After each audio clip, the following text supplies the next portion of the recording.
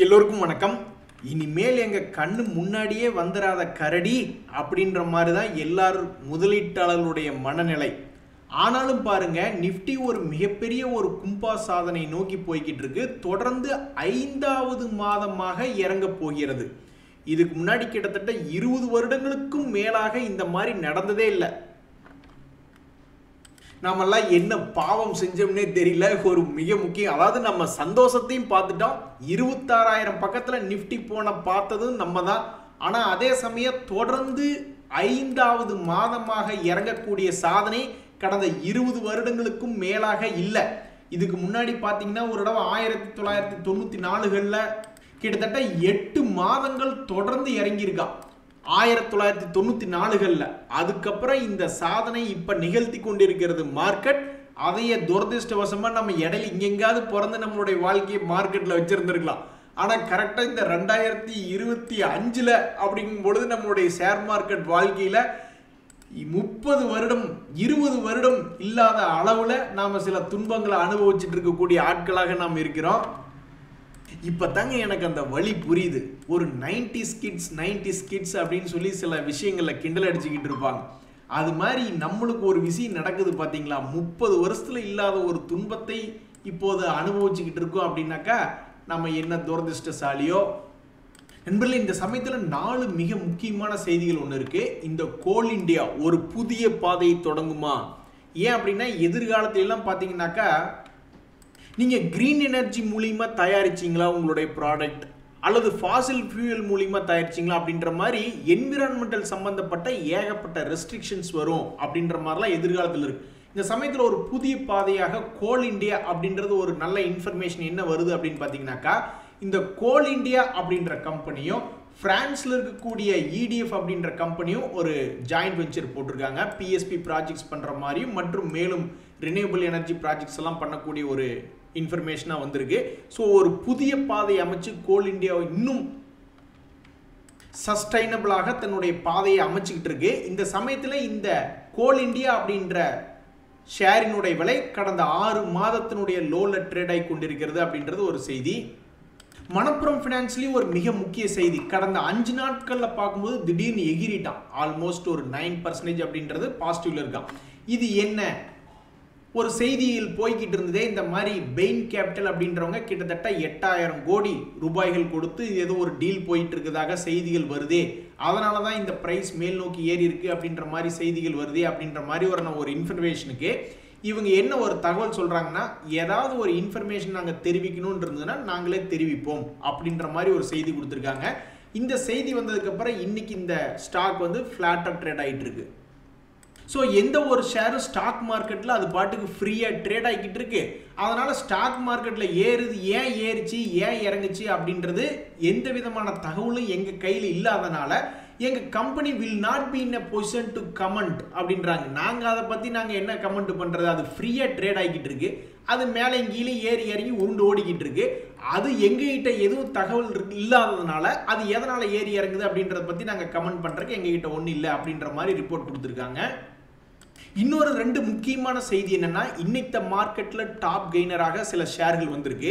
அதுல இந்த Cholamandalam financial holdings அப்படின்ற ஷேர்லாம் 6 மாதத்தினுடைய லோ ரேட்ல ட்ரேட் ஆகிக்கிட்டு இருந்தவங்க தான். அதுல இன்னைக்கு ஒரு செய்தி என்னன்னா, இன்னைக்கு ஒன் ஆஃப் த டாப் கெய்னரா ஒரு 5% மேல் நோக்கி ஏறி வந்திருக்கு. அதே மாதிரி நாராயணா ஹிருதாலயா அப்படின்ற பங்குமே இன்னைக்கு ஒரு 8% மேல் நோக்கி ஏறி, அதுவும் எப்படி ஓப்பன் ஆகனா காலையிலே கேப் அப் ஓப்பன் அப்படின்றது இல்லை, கிராஜுவலாக கொஞ்சம் கொஞ்சமாக ஏறி இன்னைக்கு one of the top gainer அப்படின்ற லிஸ்ட்ல 7.5% ஏறி இன்னைக்கு செய்திகள் இடம் பிடிச்சிருக்கு. ஏற்கனவே இந்த எல்ஐசிஐ அப்படின்ற பங்குல ஒரு துயர சம்பவம் என்னன்னா, அவன் 52 வீக் லோல வந்து ட்ரேட் ஆகிட்டு இருக்கான். ஆடாடா 1200 ரூபாயெல்லாம் ஒரு காலத்துல இருந்த பங்கு தான்.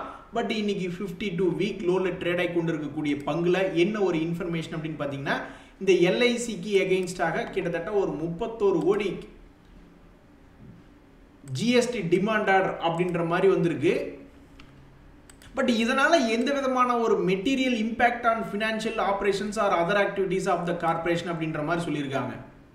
நண்பர்களே, திடீர்னு ஆட்டோ செக்டர்ல பல்வேறு செய்திகள் வந்துட்டு இருக்கு. உங்களுக்கு தெரியாது இல்ல, நம்ம ஆளு ஃபாரின்ல என்ன பண்றாங்களோ, எந்த விதமான மாடல் கார்ஸ் எல்லாம் கொண்டு வராங்களோ அதையே பார்த்து நம்ம ஆளுங்க டக்குன்னு பிக்கப் பண்ணி அதுக்கு ஈக்குவலாக ஹாலிவுட் ரேஞ்சில் நம்ம ஆளுங்க கார்களை இப்போ விட்டுட்டு இருக்காங்க அப்படின்றது உங்களுக்கு தெரிஞ்ச செய்தி தான். அதனால தான் ஆட்டோ செக்டர் தான் இருக்கிறதுலே மிகப்பெரிய ஒரு வெல்த் கிரியேட்டர் அப்படின்றது கடந்த 3 வருடங்களில் நடந்திருக்கு. இந்த சமயத்தில் வந்து வெளிநாடுகளில் எந்த மாதிரி ஒரு செய்தி போயிட்டு இருக்கு அப்படின்னு பார்த்தீங்கன்னாக்கா, ஃப்ளையிங் கார்லாம் வந்து டெமோ பார்த்துக்கிட்டு இருக்காங்க. அப்போ நம்ம நாட்டிலேயே வந்து இந்த மாதிரி ஒரு செய்தி வருதுன்னு வச்சுங்களேன், எப்படி எலக்ட்ரிக் வெஹிக்கிள் அப்படின்ற ஒரு இன்ஃபர்மேஷன் வந்தோடனே டக்குன்னு அந்த ஆட்டோ செக்டரே ஒரு மாதிரி பூம் மாதிரி மேலே போனானோ, அடுத்தது ஃபாரின்ல இந்த ஃப்ளையிங் கார்னு ஆரம்பிச்சு நம்ம ஆளுகளும் நீ அடுத்தது இவி எல்லாம் முடிஞ்சதுக்கப்புறம் அப்புறம் ஃப்ளையிங் கார்னு ஆரம்பிச்சாங்கன்னா மேபி அப்போ ஒரு பூமிங் கிடைச்சாலும் ரொம்ப சந்தோஷம் தான். எது எப்படியோ ஆட்டோ ரிலேட்டடாக மஹிந்திரா ஸ்கார்பியோ லான்ச் ஆயிருக்கு அப்படின்ற மாதிரி செய்தி வருது. ராயல் என்ஃபீல்டினுடைய கொரில்லா அது ஒரு 2.5 லட்சம் ரூபாய்க்கு உண்டான விலையில அது ஒரு லான்ச் பண்றாங்க அப்படின்ற மாதிரி செய்திகள் வருது. இந்த பஜாஜ் ஆட்டோ கேடிஎம்ல மேபி இன்வெஸ்ட்மெண்ட் பண்ணுவாங்களோ அப்படின்ற மாதிரி எல்லாம் செய்தி வந்துகிட்டு இருக்கு. ஸோ திடீர்னு எந்த செக்டர்ல எந்த துறையில திடீர்னு அதிகமான நியூஸ்கள் வருது அப்படின்னு பார்த்தோம்னாக்கா சமீபத்தில் ஆட்டோ துறைகள்ல தான்.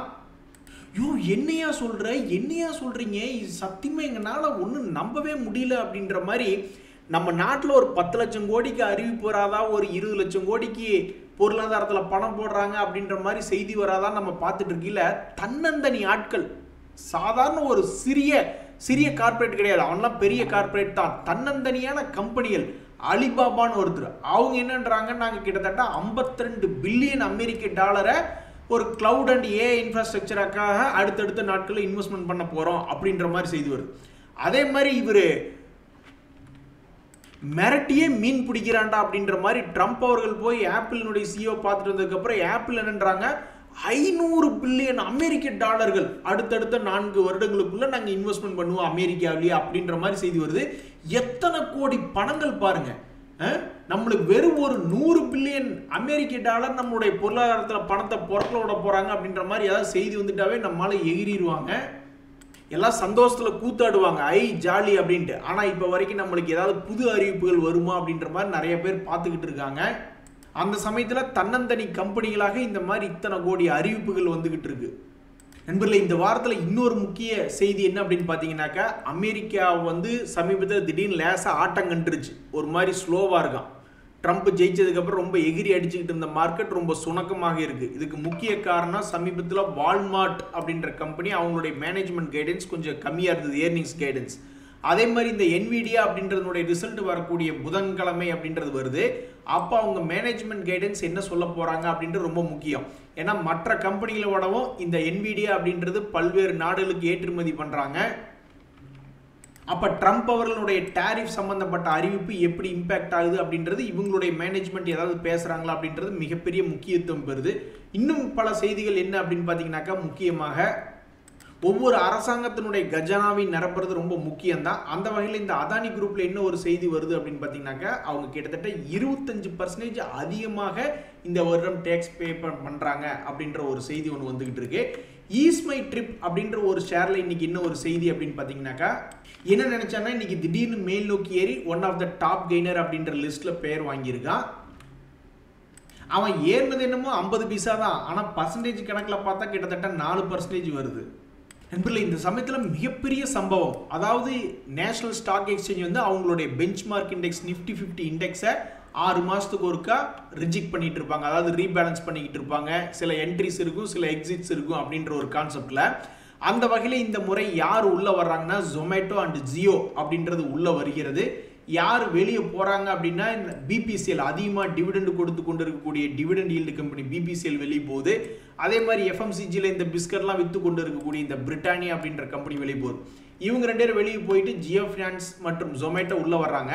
ஜொமேட்டோனுடைய கடந்த 6 மாத மூவ்மெண்ட் எப்படி இருக்குன்னு பார்த்தீங்கன்னா 12% என்பது கம்மியாக இருக்கக்கூடிய ஒரு விலையில் இருக்குது. அதே ஜியோ ஃபினான் அப்படின்றது ஒரு 30% விலை கம்மியாக உள்ள ஷேராக இருக்குது. அதே சமயத்தில் இந்த பிபிசிஎல்லும் 30% இறங்கிய பங்காக இருக்குது. இருந்தாலும் இவங்களில் டிவிடெண்ட் அதிகமாக கொடுக்கறது அவன் தான். அதே மாதிரி இந்த பிரிட்டானியா என்பது ஒரு 16% அப்படின்றது இறங்கித்தான் இருக்கு. நண்பர்களே, இந்த சமயத்தில் வார்த்தை விளையாட்டு விளையாடுவாங்க மார்க்கெட்டில். புல் மார்க்கெட் அப்படிம்பாங்க, ஷார்ட் கவரிங் அப்படிம்பாங்க, லிமிட்டட் டவுன் சைடு அப்படிம்பாங்க. அதாவது இதுக்கு மேலே ஒரு வேளை இறங்காதோ, நின்றுமோ, ஒரு வேளை வீழ்ச்சி நின்றுமோ அப்படின்ற மாதிரி நினைக்கிறது. இறங்கின வரைக்கும் போது கொஞ்சோண்டு திருப்பி விடுவாங்கன்னு நினைக்கிறது தொடர்ந்து ஏறிட்டே இருக்குது. இந்த மூணுமே வந்து முதலீட்டாளர்களுக்கு சந்தோஷமா ஜாலியா இருக்கும். இப்படித்தான் கடந்த சில மாதங்களாக சில வருடங்களாக இருந்தது. ஆனா இப்போ ரொம்பவுமே மனக்குமரல் வர்ற மாதிரி தொடர்ந்து 5 மாதமாக இறங்கிட்டு இருக்கு. இதனால மார்க்கெட்ல அடிக்கடி பியர் மார்க்கெட்டா, ஒவ்வொரு சப்போர்ட்டையும் உடச்சு பிரேக் டவுன் ஆகி போய்கிட்டு இருப்பானா அப்படின்ற மாதிரி அடிக்கடி நிறைய இடங்கள்ல டிஸ்கஸ் பண்ணிட்டு இருப்பாங்க. அப்படின்னா இதுதான் அர்த்தம். Bull market short covering limited down சைட்னா ஒரு குறிப்பிட்ட லெவலுக்கு கீழே இது போகாதா அப்படின்னு நினைச்சு பார்க்கறது, அதாவது ஒரு ஃபேவரா இருக்கிறது முதலீட்டாளர்களுக்கு. ஆனா முதலீட்டாளருக்கு மொத்தமா கும்பா குட்டி பாடி விடுற வேலை என்னன்னா இருக்கிற சப்போர்ட்டுகளை உடச்சு போறது மற்றும் பியர் மார்க்கெட் என்பது. நம்மள அவன் போட்டு அடிக்கிறான்னு தெரியுது, இருந்தாலும் என்ன பேர் சொல்லி அடிக்கிறான்னு தெரிஞ்சுக்கணுமா இல்லையா? இந்த சமயத்தில் பல பேர் வந்து எஸ்ஐபி என்ன பண்ணுறதுன்னு நல்லா யோசிச்சுக்கிட்டு இருப்பாங்க. கண்டினியூ பேர் சில பேர் கண்டினியூ பண்ணிட்டு இருப்பாங்க, சில பேர் யோசிச்சுக்கிட்டு இருப்பாங்க. ஏன் நிறைய பேர் வந்து உள்ளே வரும்பொழுது 15 வருஷம் 20 வருஷம் அப்படின்ற மாதிரி ஃபோக்கஸில் வருவாங்க. ஆனால் திடீர்னு இந்த மாதிரிலாம் ஏன் திங்க் பண்ணுவாங்க அப்படின்னாக்கா, மார்க்கெட்னுடைய டைரக்ஷன் அப்படின்றது ஒருத்தருடைய மனநிலையை மாற்றக்கூடியது. ஒரு 12th முடிச்சு காலேஜில் சீட்டு கிடைச்சா போதுண்டா அப்படின்ற மாதிரி தான் சில பேர் நினச்சி சேருவாங்க. டெய்லி ஒரு 4 மணி நேரம் படிக்கணும் அப்படின்ற மாதிரி தான் போவாங்க. திடீர்னு அங்கே பல நிகழ்ச்சிகள் நடக்கும். ஒரு மாதிரி பட்டாம்பூச்சிகள் பறக்கின்ற மாதிரி எல்லாம் ஒரு மாதிரி இருக்கக்கூடிய அந்த நேரத்தில் திடீர்னு ஈவினிங்கில் விளையாட போயிடுவாங்க. இல்லைன்னா என்னையாவது ஒன்று ஃபோக்கஸ் செதறும் இல்லையா? அது ஏன் அப்படின்னாக்கா அங்கே நடக்கக்கூடிய நிகழ்வுனால. அதனால மார்க்கெட் திடீர்னு தெற்கையும் வடக்கையும் போயிட்டு வந்தாக்கா அப்போ என்ன ஆகும்? நிறைய பேர்த்தினுடைய மனநிலை மாறும். அதனால தான் இந்த மாதிரி இருக்காங்க. பட் பொதுவாக மார்க்கெட்டில் வந்து யார் ஒருத்தர் வந்து தொடர்ந்து நீண்ட காலம் அப்படின்னு முடிவு பண்ணி வந்து அதே மாதிரி நீண்ட காலமாக இருந்து தன்னுடைய லட்சியத்தை அடைஞ்சு அவருக்கு மார்க்கெட் சப்போர்ட் பண்ணுச்சுன்னா தான் மகிழ்ச்சி வரும். நான்லாம் எதா இருந்தாலும் 2040 இந்தியா வல்லரசானதுக்கு அப்புறம் பார்த்துக்கலாம் அப்படின்ற மாதிரி தான் உட்காந்துக்கிட்டு இருக்கேன். நண்பர்களே, இந்த சமயத்தில் வந்து மார்க்கெட்டில் வேல்யூவேஷன்ஸ் ரீசெக் அப்படிம்பாங்க. நண்பர்களே, அதே மாதிரி ஸ்டாக் மார்க்கெட்டில் வேல்யூவேஷன்ஸ் ரீசெக் அப்படின்றதெல்லாம் நிறைய பேர் ப்ரொஃபஷனலாக இருக்கிறவங்க பார்ப்பாங்க. இந்த தகவல் உங்களுக்கு உபயோகமானு பாருங்கள். ஒரு உதாரணத்துக்கு ஏதாவது ஒரு எக்ஸாம்பிளுக்கு ஏதாவது ஒரு ஸ்டாக்கை ஃபாலோ பண்ணிக்கிட்டு இருக்காங்கன்னு வச்சுங்களேன். இந்த மாதிரி மார்க்கெட்னுடைய வீழ்ச்சி அல்லது மார்க்கெட்னுடைய ஏதாவது ஒரு ஏரியாவில் போய் எடுத்து பார்ப்பாங்க. வேல்யூவேஷன் என்னாச்சு, இண்டஸ்ட்ரி பி விட இதனுடைய ஸ்டாக் பி கம்மியாக இருக்கா, அதே மாதிரி இதனுடைய பீர்ஸ் பியை விட இவன் கம்மியாக இருக்கானா, அதே சமயம் இது ஒரு ஃபைனான்ஸ் கம்பெனினா அப்போ அவனுடைய நான் பர்ஃபார்மிங் அசட் இப்போ என்னவா இருக்குது அப்படின்ற மாதிரி போய் அதனுடைய வேல்யூவேஷன்ஸை ரீசெக் பண்ணி பார்ப்பாங்க.